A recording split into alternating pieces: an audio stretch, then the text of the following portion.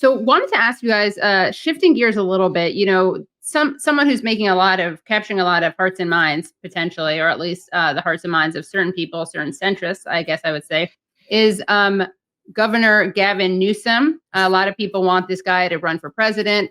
So I actually wanted to just show a post that he did when he took to the Twitters, and he posted. This is from June. I just enacted the most game-changing housing reforms in recent California history. We're urgently embracing an abundance agenda by tearing down the barriers that have delayed new affordable housing and infrastructure for decades. Let's get building, California.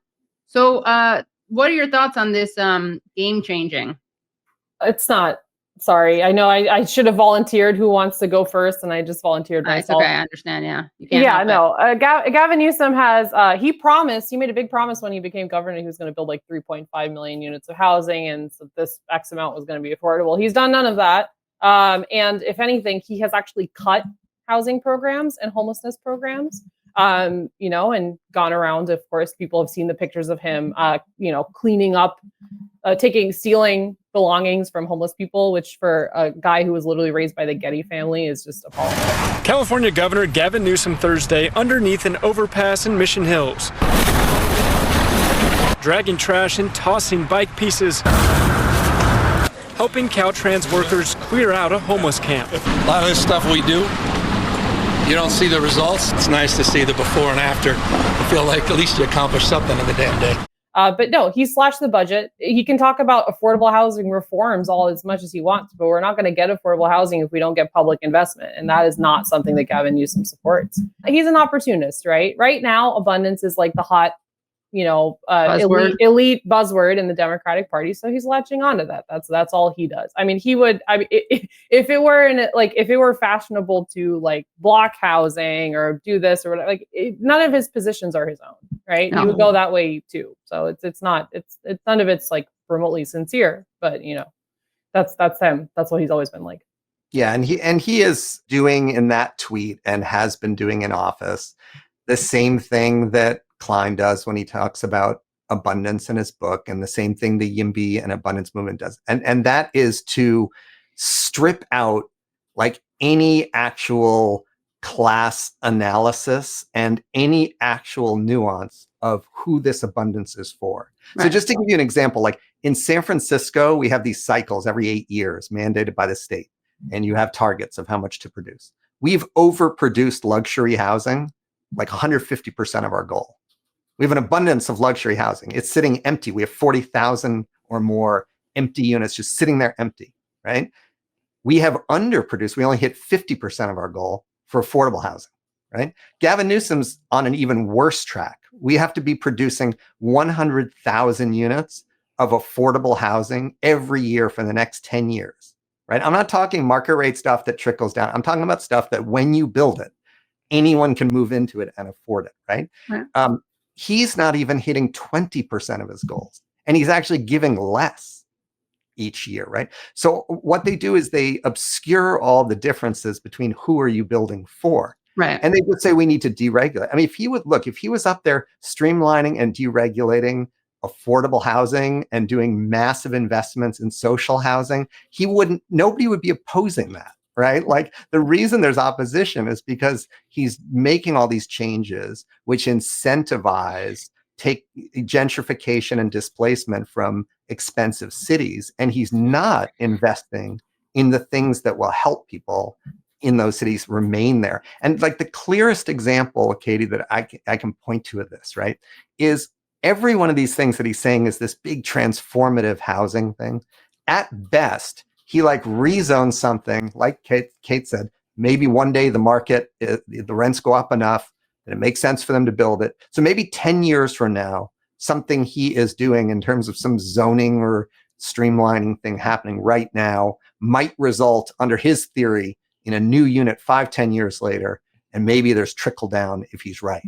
Like that's their whole theory. On the other hand, here's what he's not doing. There's a state law that bars strong rent control. He could repeal that immediately, and cities like San Francisco, Los Angeles, Oakland, San Jose could just lower the rent. And nobody wants to talk Right. about that. Like if you want to lower the rent, the idea is it's like streamlining, maybe something gets built 10 years later. That's even under their own theory, it doesn't Right. solve an urgent problem. We have 1 in 4 people who is homeless in the United States of America is homeless in California. Right. It is like red alert, right? Like the state needs to be funneling billions of dollars more into affordable housing, right? And instead, this guy's doing photo ops, like Shanti said, at sweeps, throwing away homeless people's things. He's decreasing state investments, and then he's doing these big investments of his giveaways to developers so that they can build stuff no one can afford. And it really is. So it's great he's found a word with abundance that probably polls well. Right. Those of us who actually like work with low income and working class people, none of what he's doing really helps anyone. Right. I just wanted to add super quick, like California is the richest subnational jurisdiction on the planet. We spend 1% of our budget on all housing and homelessness programs combined.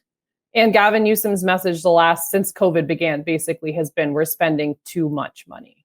Well, 6% of it goes to prison. So that's Gavin Newsom for you. Yeah, and he's pretty punitive, right? When it comes to, you're talking about these sweeps, but can you guys explain what these sweeps are? Yeah, there was a Supreme Court case, Grants Pass versus Johnson, I think, or Johnson v. Grants Pass, that basically now means that homeless people who have no shelter, nowhere to go, can have their belongings confiscated, can be brutalized, etc. Gavin Newsom and San Francisco Abundance Democrats actually filed amicus briefs in support of the Trump Supreme Court. Protested in the street, not to interrupt you, but they went out there with their little signs to support Grants Pass. Yeah. Wow. That's abundance. Pretty Trumpian. That's abundance. I thought these guys were the anti-Trumps. Yeah. They love building housing, except for actually people who actually need homes the most. Right. They actively supported that Supreme Court decision. They welcomed it when it passed. They sided with Donald Trump Supreme Court. They should never, ever be able to live that down. But that's Gavin Newsom. That's Abundance Democrats here in California. Shifting gears a little bit, I wanted to bring something up that is not at all surprising. I mean, it's really disturbing, but the DNC just chose not to advance 2 measures about the genocide in Gaza. Obviously, they didn't call it the genocide, but there were 2 versions of this. One was the quote unquote progressive version, which was brought forward from a younger and newer member, Allison Minnerly, and called for the party to endorse a motion to bring an arms embargo against Israel and to suspend military aid. And the other one was brought forward by the more seasoned, obviously, and more centrist DNC chair, Ken Martin. And that called for unrestricted humanitarian aid and a 2-state solution. So even though Martin's motion originally passed, he later withdrew it, citing the need for more discussion. Something that other members agreed with. So I don't know what you need to have more discussion over in the middle of a genocide, but what is your response to this move by the DNC? And also, what are your thoughts on what the Democrats can and should do about what's happening in Gaza? And Dean, Dean or Shanti, I'll throw this to Dean because I know you actually worked on a resolution. Sure. Then we'll go to you, Shanti, okay? Yeah, I mean, it's just another completely cowardly move by Democratic Party and by so many Democratic leaders of refusing to speak out. I mean, I don't know how one can be witnessing what we've all witnessed for almost 2 years now, and not support cutting off American funding that's killing and starving people. I mean, it's absolutely, if you have any care for human rights to be obstructing these kind of resolutions and statements is really unconscionable. So, I mean, my background on this is like, I'm a child of a Holocaust survivor. I believe and have always believed never again means never again. And I've been very proud actually of a lot of fellow Jews and other organizers who have been like speaking out and from the start. And we actually worked with both Jewish groups and Arab groups here in San Francisco and introduced the ceasefire resolution back in what seems like ages ago, back in December 2023, and became the biggest city and first major city to pass a ceasefire resolution. But it was quite a process, and the disconnect at that time between the various various lobbyists, interest groups, and I'm talking across the political spectrum, the disconnect between the political insiders and the people of San Francisco was just so striking. I mean, we had everyone from, I had people I had organized with on leftist stuff in San Francisco for decades, calling me the night before introducing that resolution, demanding that we don't introduce it, right? Like everyone across the board. And that's in terms of the organized groups, right? But then when I introduced the ceasefire resolution, we had more turnout from San Francisco residents to come in support of that resolution than anything I saw, like exponentially more people than anything I introduced. Eviction bans, like popular legislation, all the things we did, nothing even compared. We had thousands of people, lines wrapped around City Hall to come in and speak in support.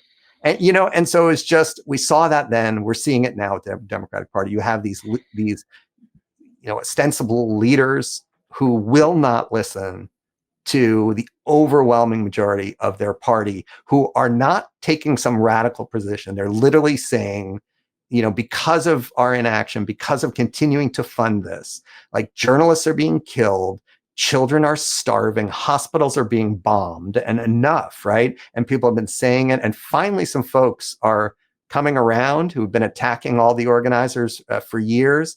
And it's like, great to see you, but it's like a little late, but I guess better late than never. But to continue to obstruct those things now, with having seen what has occurred for nearly 2 years, like I don't know what you're doing in a position of power and how you sleep at night if you're torpedoing resolutions that try to cut off funding for the Israeli regime right now. Right. Yeah. And there are California Democrats who are actively doing harm. There is a bill in the legislature right now that's very dangerous. It's Assembly Bill 715. It would basically make it like impossible to say anything critical of Israel in an educational setting, right? In K through 12 public schools, right? They're attacking public education. They're attacking the integrity of public education. And these are Democrats doing this, including my state senator and deans. They're not just like complicit. They're actively trying to make it harder, where you can be fired if you were a teacher and you say anything, including things that Israeli prime ministers have said about apartheid, or anything that undermines Israel's right to exist. It's not just purely limited to anti-Semitism. It's basically saying anti-Zionism is anti-Semitism, which is in itself anti-Semitic, but yeah. Yeah. It's trying to make that state law in our school system. They are advancing this bill right now, right? So if you're in California, I call your legislator and tell them to oppose this. It's awful. And so they're actively making it worse. And it just goes back to like, they are part of Trump's assault on democracy, whether they want to admit it to themselves or not, right? And it's like what Ta-Nehisi Coates said, right? Like he said, like, if you can't oppose a genocide, why would I trust you to protect democracy? They have paved the road for Trump to crack down on universities and education, et cetera. It's Democrats who have done that and continue to do that.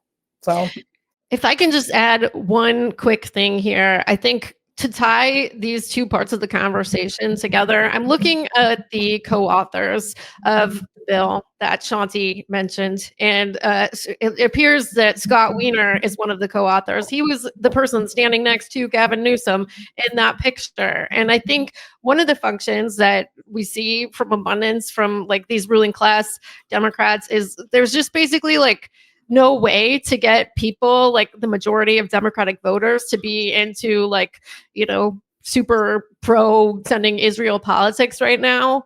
And so, the way that they're getting people in like is through this abundant stuff. Like Richie Torres, for example, was one of the first people to embrace it. And, I'm just seeing like, Reid Hoffman is backing this like new 26-year-old candidate in New York. I think his name's like Liam something, where like he's pretty pro-Israel. And I think that they're just kind of like, they think that they can like trick us with like zoning into supporting a genocide, which is, it's really so dumb. I can't believe that they think it's going to work, but that's the plan.